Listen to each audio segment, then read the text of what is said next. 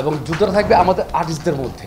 So ওরকম না যে আচ্ছা ধর তোর মায়ের খায় ওইটা না আর কি, বুঝছে না? পজিটিভ, এটা পজিটিভ।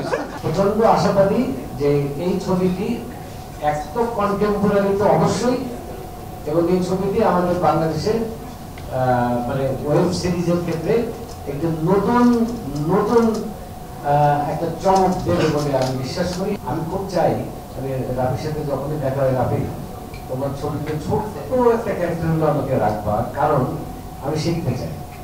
রায়হান রাফির ফিল্ম মানে নতুন কিছু। আমরা যেটা শুনেছি ফিল্ম তখনই হিট হয় যখন দর্শক সেখানে নতুন কিছু দেখতে পারে, নতুন কিছু। রায়হান রাফির ফিল্মে সবকিছু নতুন।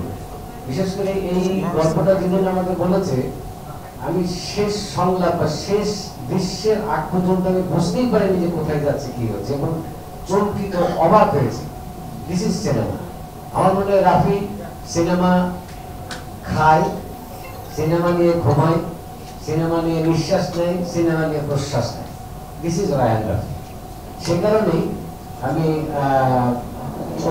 প্রচন্ড আশাবাদী যে এই ছবিটি এক তো কন্টেম্পোরারি তো অবশ্যই, এবং এই ছবিটি আমাদের বাংলাদেশের মানে ওয়েব সিরিজের ক্ষেত্রে একটি নতুন নতুন একটা চমক দেবে বলে আমি বিশ্বাস করি। এবং এখানে যারা অভিনয় করছেন আমার খুব ভালো লাগছে যে রুবেল ভাই, আমি যদিও আমরা সমসাময়িক, কিন্তু আমার মনে আছে আমি যখন কলেজে পড়ি তখন রুবেল ভাই সেই লড়াকু, রুবেল ভাই সেই দেশি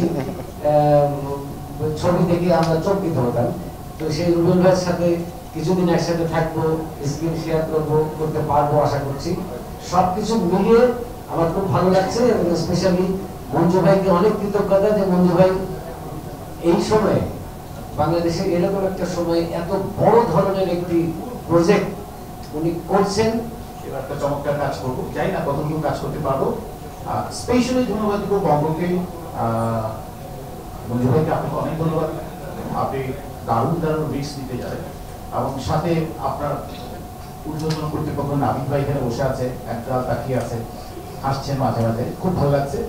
আপনাদেরকে অসংখ্য ধন্যবাদ। বাকি কথা কিছুই বলবো না, শুধু বলবো আপনারা দুজন এবং আপনাদের সাথে সম্পৃক্ত যারা আছে বঙ্গ, রাফি ভাই তো চমৎকার চমৎকার ডিরেক্টর থেকে পেট্রোনাইজ করবেন। মানে ডিরেক্টরের সাথে যুদ্ধ হতে পারে যে ঠিক আছে ওই প্রজেক্টটা ভালো করছি, ও ভালো করছে, ওর থেকে বেটার করতে হবে, এটা কিন্তু ভালো, এর ভালো দিক।